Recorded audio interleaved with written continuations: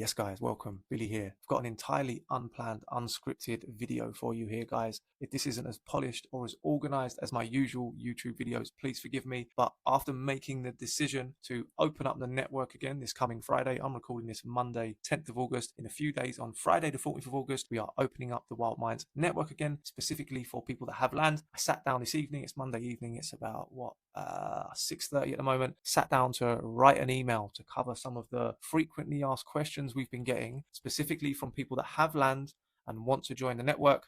Started writing this email and I was like, man, this is going to be a super long and probably exceptionally boring email. It's also going to take me an eternity to write it. So I don't usually do this, but I've decided to just switch the camera on. I'm going to do a screen recording. I've got a little diagram here. I'm just going to answer some frequently asked questions related to people that have land that wish to join the Wild Minds Network, right? So we've got questions like, how does the community side of things work? Got a lot of people feeling that if they join the Wild Minds Network, they're going to have to turn their land into like a new age hippie commune or a full-blown intentional community. So short answer, that is 100% not the case. You will retain full control over how you create community on your land, if at all. There'll be no pressure from us. I will provide some guidance and I'll touch on our particular model that we use here at our farm as well. But I just want you to know, short answer, you will not be forced or pressured to create any kind of scenario involving strangers coming and living on your land or partnering with people that you don't know and trust to an acceptable level at all. You will be in full control. So that's number one. Number two, money. If you don't have money, is it still worthwhile for you to join the network? For example, I've had people emailing saying,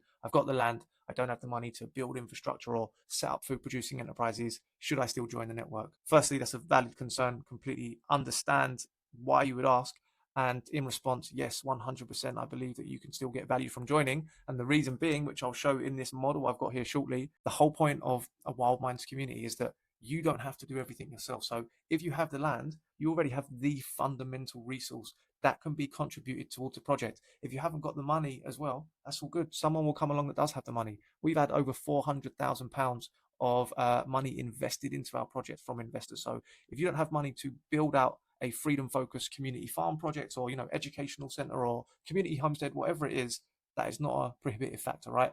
As the landowner, you are already contributing a hugely important asset by providing the land. So money is not a limiting factor. So just wanted to cover that one. Next is time. Like, I'm super busy. How much time is it going to need from me to set up this community projects on my land? And once again, I think that this actually shows that you need what we are trying to do with the network, because I've been in the position of managing a piece of land on my own. We homesteaded before we set up this community farm, and that was where the whole self-sufficiency is a scam idea and ethos came from, because we learned very quickly that one person simply cannot do everything that is needed to provide for an individual or a group of people's needs. So the whole homesteading thing doesn't really work on your own. And if you are struggling for time, if you're a farmer and you're struggling for time, or you're running a project and you're struggling for time, I think absolutely that there's value for you inside the network, because the whole point is that we come together and we share this responsibility of creating independence from the system by contributing our skills, our knowledge, our labor, and our resources. So we're going to have a diverse group of people all contributing and all benefiting from that piece of land. So I would say absolutely that if you are struggling for time, not only is the network valuable for you, you probably need it. Also, how much land do I need to be eligible to join the network as a landowner? Got people saying I've got 1 acre, 3 acres, 5 acres, 10 acres. Can I still join? And in response, yes, absolutely. Like, our farm's only 13.5 acres, so it's not huge. And it's better for people to have access to a small piece of land than have access to no land, right?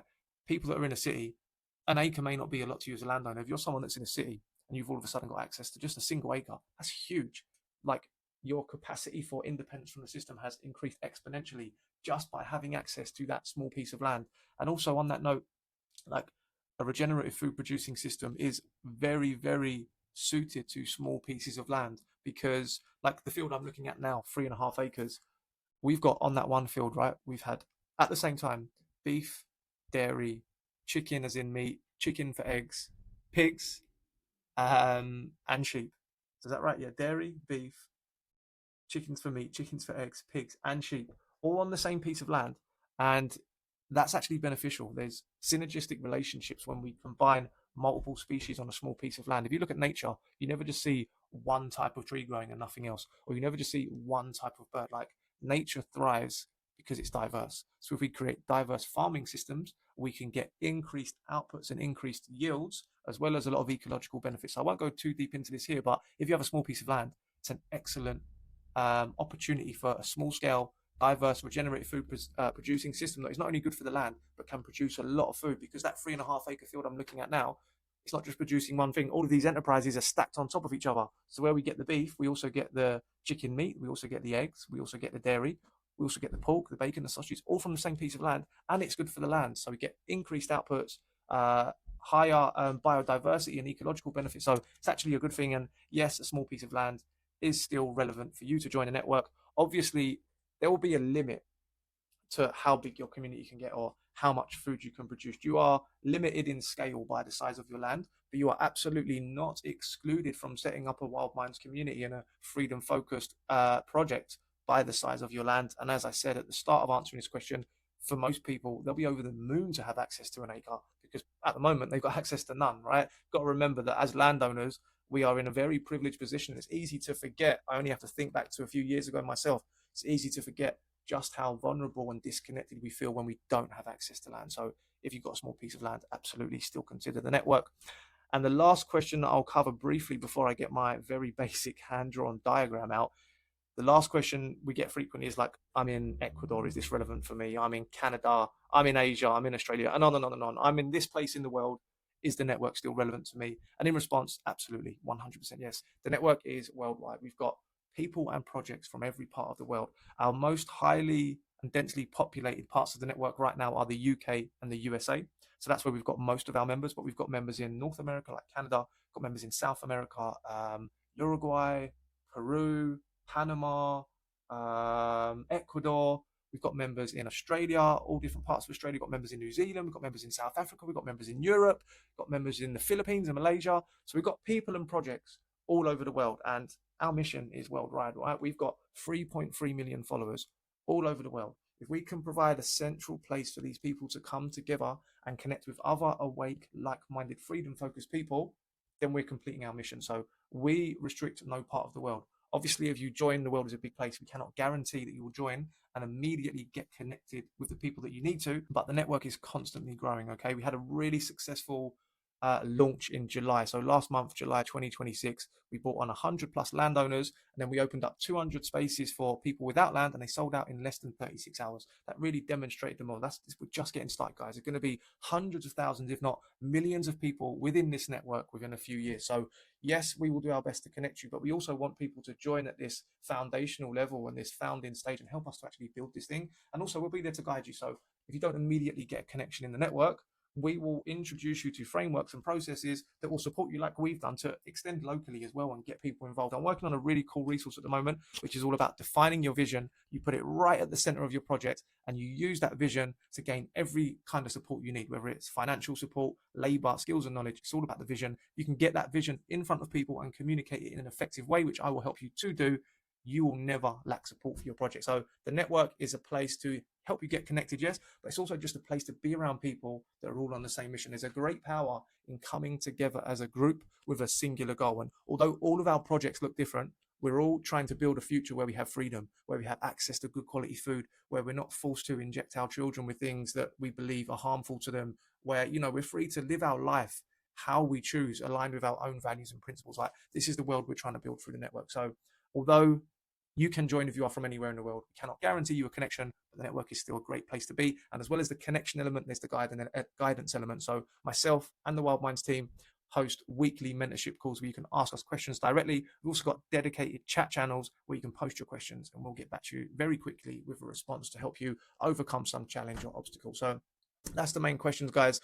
You're not going to be forced to establish any kind of community or version of community that you are not comfortable with. There's no pressure. You remain fully in control. We have some advice and guidance on this, but you're free to do it as you wish. Not having the money to build out your farm or develop your piece of land is not a prohibitive factor. In fact, this is one of the key goals of the network, is to help people with land get connected with the resources that they require, including money. Number 3, time. If you are too busy to do everything on your piece of land, once again, yes, the network is a good place for you, because as with money, labor and skills and knowledge, if we can build a community for you that contribute to that piece of land, you're not left trying to do everything yourself. How much land do you need? There's no minimum requirement. Any land in the network is a big plus from us. So whatever you've got, if you want to join, you are welcome to. And lastly, is it UK or US specific? No, we've got people and projects all over the world, and you are welcome to join wherever you are. What I'm going to do now, guys, for those of you that are still with me, and congratulations if you are, because we are 13 minutes in, I'm going to share our model with you now. So everything that I've just discussed relates back to this model that I'm going to share with you here. So this is how we structure our farm community. This is how we ensure, right, that we have all of the knowledge, labor, skills, and resources that we will ever need. This is a model I established after homesteading myself and farming on a small scale myself, and realizing that this was just not the right way to go about it. So what we've got here, guys, at the center is a freedom focused land and community project. And before I continue, apologies for this basic drawing, guys, right? I've got so many cool diagrams and frameworks like this, and it's so helpful to have this visual when I explain it. But I'm so immensely busy, right? Running multiple businesses, running the farm, running wild mines. I'm home educating 4 young children. I'm like off the scale busy. I have zero spare time. And because I don't have the time to create fancy polished graphics, I'm often like, I just won't include them. But I've realized that that's wrong. Like, how polished this is doesn't matter to you guys. What matters is this graphic helpful in me explaining concepts that help you get value from my videos and understand and are able to make better decisions? So I hope that is the case from this, even though I acknowledge it is super budget. I actually put this into AI and I was like, I wonder if I can get AI to quickly, knock up a really nice graphic. And it was so unbelievably incompetent in the first version it gave back. I was just like, fuck that. I'm just going to draw this out and I'm just going to use the drawing to communicate the ideas. So back to it, guys. At the center, we've got a freedom-focused land and community project. As already touched on, community is a subjective word. Your version of this is entirely under your own control. You can establish your community in any way you see fit, and we will not be forcing you to or pressuring you to, enter into any kind of relationships or collaborations that you're not comfortable with. But at a fundamental level, when I say freedom-focused land and community project, I mean a group of like-minded people coming together around a piece of land to create water, energy, and food security, because that gives us independence from the mainstream system and the resilience against the agenda that we all need. If we do this at a big enough scale, we create the Freedom 2030 vision, the alternative version of the future to Agenda 2030, right? So right at the center there, we've got a freedom-focused land and community project. Then what we've got at the outside here is the different roles. We've got project leader, we've got investors, we've got members, we've got core team, we've got volunteers, and we've got co-owners. Once again, your project may look different to ours. This is the actual roles for our own project. A lot of these will still be relevant to you. They will differ in nature. They will be unique. Like, your core team will be different from our core teams. The relationship you establish with your investors and the agreements you have will be different. Your offering to your co-owners and what they contribute in return will be different. But basically, we've got multiple roles is the principle, contributing at the center to the freedom-focused land and community project. This is the key thing, guys, right? Everybody contributes and everybody benefits. And the beauty of this model is, which I love so much, is that with this model, no one is excluded. Doesn't matter how many skills you've got, what kind of experience you've got, or even if you've got no experience producing food. Doesn't matter how much money you've got. No matter what position you are in life with regards to your knowledge, labor, skills, and resources, there is a way for you to get involved. And you contribute in a certain way and you receive benefits in a certain way. So if you can only contribute a little, you may receive less benefits. If you can contribute a lot, like our core team that live and work on the farm every day, you get more of a benefit. But at a fundamental level, what's really important is that everyone, all of these roles, they all get independence from the system. And this is what we all need to be able to resist Agenda 2030. Once again, if you want to go deeper into the importance of independence from the system and how you use a piece of land and a like-minded community to do that, you want to go and watch Freedom 2030 on the YouTube channel. But I'm going to continue on the premise that you understand how important independence from the system is. And this is the model to do that, right? So let's go through the roles, and then I'll provide a few more details about how you structure these roles initially in the least permanent and the least intimate way, and then you scale up this spectrum of permanence and intimacy until you get to full-time roles and partnerships and more intimate collaboration. So let's start with my role, guys, project leader. So this is the role that I have played throughout our own projects, and essentially this is defining the vision, ensuring that the project stays on mission, managing the team, and basically making sure that everyone's doing the right things. There's an amazing saying, guys, that leadership, hold on, let's start from the other side. Management is making sure things are done right. Leadership is making sure you are doing the right things. So the project leader makes sure you are doing the right things, because if the project leader doesn't, all of these other people, they may be getting things done right, but they might not be the right things to be doing in the first place. Okay, this is a concept that Stephen Covey, one of my favorite authors, communicates really well. He says, before you climb the ladder of success, make sure it's leaning against the right building, because all these roles here, if all of these people are all working away and they're doing a really good job, if they're not doing the things that take you to the ultimate goal that you're trying to achieve, i.e., if your ladder is not leaning against the right building, it's ultimately fruitless, because you're just going to arrive at a destination that you don't actually want to reach. So the role of the project leader is to make sure that you are on mission, is to make sure that you are doing the right things in the first place before anything else. Because if you're not doing the right things, it doesn't matter how well you do them, you just get into the wrong place faster. So this is my role in the project, and this is often the person that provides the land. It's often their role, but not always. I want to be clear here. You don't have to be a project leader just because you've provided the land. You could provide the land and benefit and contribute as a member, or you could provide the land and benefit and contribute as a core team member, or you could provide the land and benefit and contribute as a co-owner. Basically, my point is, you are not restricted to being a project leader just because you've provided the land. And as touched on earlier in this video, you are doing an amazing service to a community by providing a piece of land. And even if you just provide the land and you do nothing else, and all of these other roles are fulfilled by other people, that is absolutely fine. Again, you're not fixed into any particular model or any particular way of doing this. This is how we've done it. This is how we suggest you can emulate what we've done, and you can adapt it to your own purposes. But basically, you are free to build some version of a land and community project that suits you and the people you are working with for your own particular goals. So that's the project leader role, guys. And then we've got investors. Again, as touched on earlier, we have taken £400,000 in investment into our project. That's beyond what myself and Alfie have also invested in our own personal life savings. If that's a huge amount of money to you and you're like, wow, how did you manage that? It's very simple, guys. I've got a resource I'm working on now called Define Your Vision for project leaders. And it's very simple. If you have a clear vision at the center of your freedom focused land and community project, and people understand why it exists and what the outcome is that you're trying to create, it's very easy to attract every kind of support, including resources, right? So the 4 kinds of support: knowledge, labor, skills, and resources. Got a clearly defined vision at the center of your project, you will never, ever lack support as long as you can put that vision in front of people. So investors is another way that people contribute. And to loop back to the kind of frequently asked question that we listed at the start of this, do you need money? No, you don't need money. If you are providing the land that sits at the center of this project, investors can come in and fulfill the role of providing the resources. Okay, so if you've got the land, you don't necessarily also need to be the investor. You can just provide the land. Then over here, we've got monthly members. So again, for our own model, this is people that are monthly members of our private members club.